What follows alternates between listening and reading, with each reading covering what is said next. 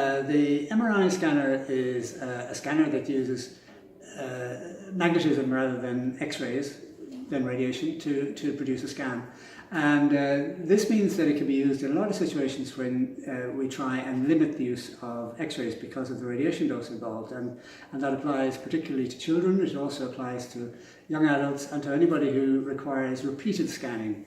There are many, many conditions where MRI is absolutely vital, and you cannot really manage them without MRI. And probably the biggest area overall is the area of neurology, and that includes strokes, and it includes all sorts of brain diseases, multiple sclerosis, brain tumours, numerous brain diseases. Pretty well all diseases of the brain and spine require MRI for diagnosis, and frequently repeated MRIs for monitoring.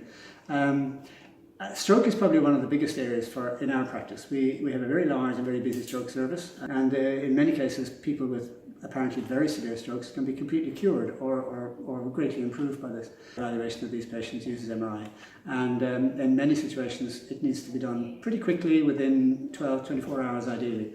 An important area that we will be doing, which is different from other hospitals and a very important incentive for us to get the scanner, is the scanning of children. A lot of small children need MRI. Children that are born prematurely, in an ideal world, will nearly all have an MRI scan to assess signs of brain injuries due to prematurity and so on. And patients currently wait a long time for an MRI scan if they're of an age that requires sedation or general anaesthetic. And this applies to most of the younger children because they need to stay still for quite long periods.